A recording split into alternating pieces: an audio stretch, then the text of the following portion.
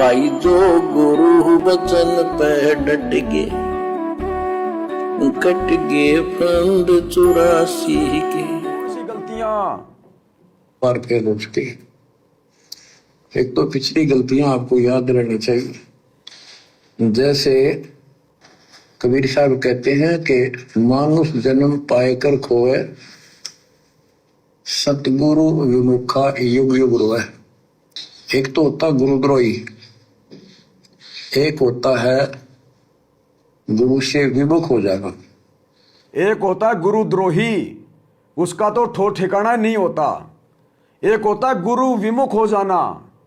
गुरु विमुख होने का मतलब क्या होता है? या तो भक्ति छोड़ देना, या फिर अपने गुरु को परमात्मा ना मानना, गुरु के रहते सहते किसी और को परमात्मा मानना,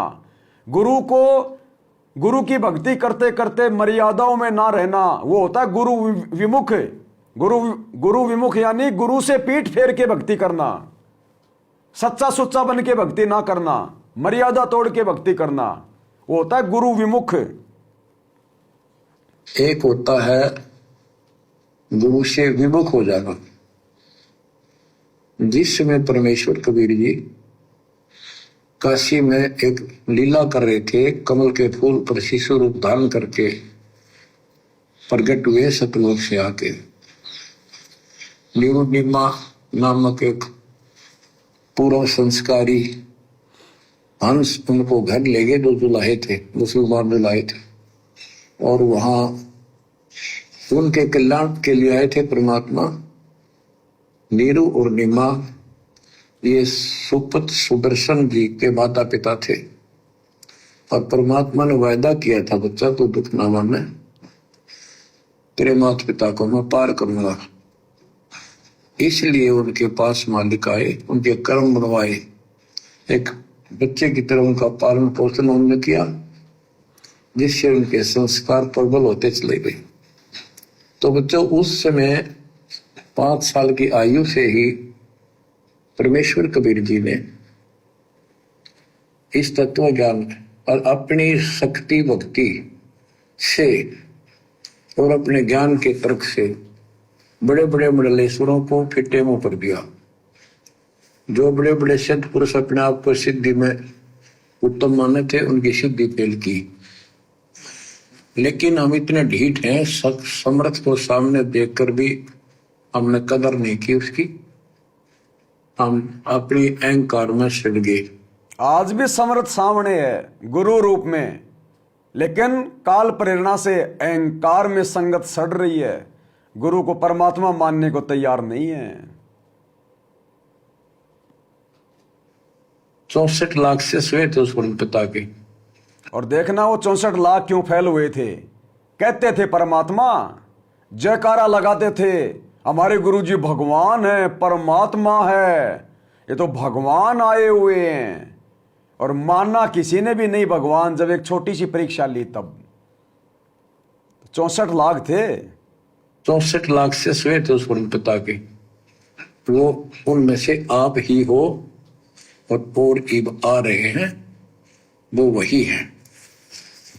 और फिर इनके आपके जो आने वाली संतानें होंगी, वो तो अनमोल परमात्मा की विशेष आत्मा होगी, क्योंकि उनको सीधा ही कबीर परमात्मा का मार्ग, मूल ज्ञान गर्भ से ही सुनने को मिलना शुरू हो जाएगा।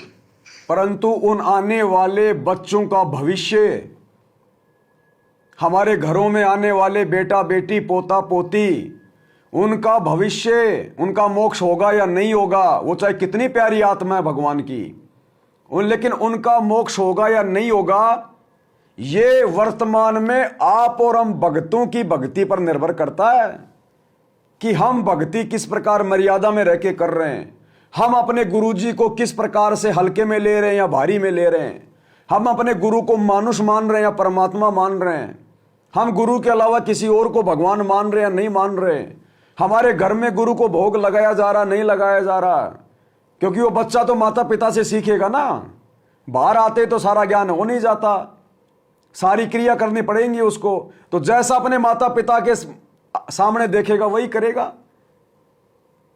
अगर किसी परिवार में कोई भगत नाम ले रखा है गुरुजी से और भगवान मान रहा है दाढ़ी मूंछ वाले कबीर को, उसकी फोटो घर में रखी है, उसको दंडवत करता है, जून में उसका प्रकट दिवस मना रहा है, तो वो आने वाली प्यारी आत्मा क्या समझेगी? वो तो वही ना देखेगी अपने माता पिता को देख के, तो गुरु को तो भगवान वो मान ही नहीं पाएगा, क्योंकि उसके माँ बाप ने नहीं माना, तो कहां जाएगा फिर वो? मोक्ष तो नहीं हो पाया। तो गुरुदेव क्या कह रहे हैं कि आपके घरों में जो आत्माएं अब आएंगी आपके बेटा बेटी के रूप में, वो तो विशेष पुण्यकर्मी आत्माएं, लेकिन उनका मोक्ष भी आपके ऊपर निर्भर है। सुनिए, वो तो निश्चिंत पार होंगी, लेकिन वो आप पर निर्भर करता है।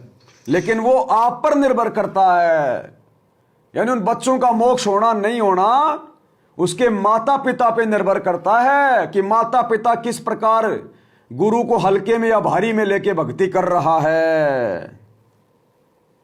वो तो निश्चिंत पार होंगी, लेकिन वो आप पर निर्भर करता है, आप कितने दृढ़ रहते हो और कितने सफल होते हो।